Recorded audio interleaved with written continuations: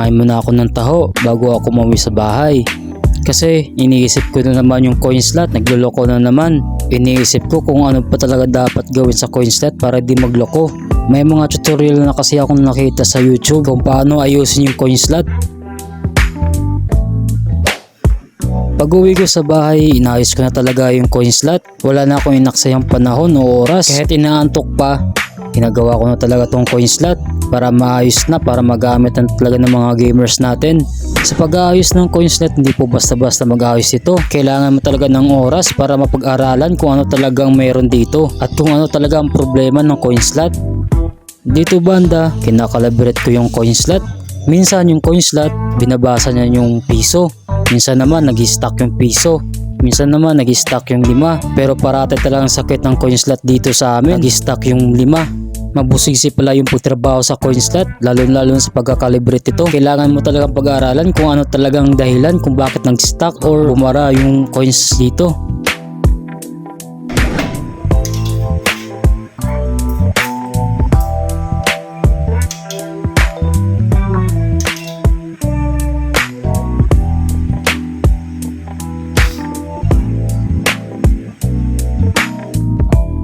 Nagtry ako maghulog ng mga piso kung babasahin ba talaga ng coin slot natin.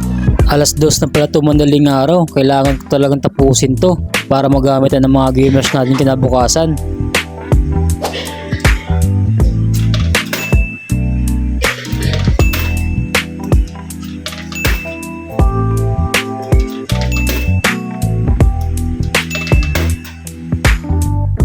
Ayun, naka-line testing din sa paghulog ng piso. Okay naman yung calibration natin, hindi naman binabasa yung piso sa coin slot.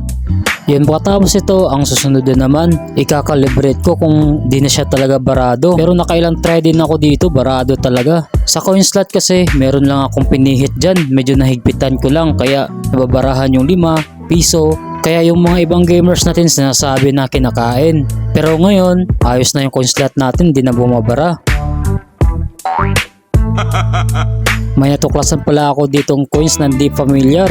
Siguro coins to na ng alien. Dito na naman ako sa pangalawang coin slot. Ayusin na natin to kasi nga bumabara na namang coins dito, lalo na pag 5. Tsaka yung piso, binabasa niya. Kaya inaayos ko to at kinakalibrate ng maayos para kinabukasan wala nang sablay. Dapat pag nagtayo ka ng ganitong negosyo, kailangan mo talagang pag-aralan ng mga ganito. Kasi nga pag tumawag ka pa ng technician, dagdag bayad din yun. Dito banda pala, mga alas 4 pala ito madaling araw. Talagang kailangan ko na itong tapusin. Pero natapos naman kahit paano. Kinabukasan, ito na namang nangyayari. Itong pinakaunang PC natin, yung coin slot niya. Kung ano yung in-adjust natin sa mga ibang coin slot natin, ganito din sa isang PC natin na coin slot. Kailangan natin i-troubleshoot to sa sariling sikap.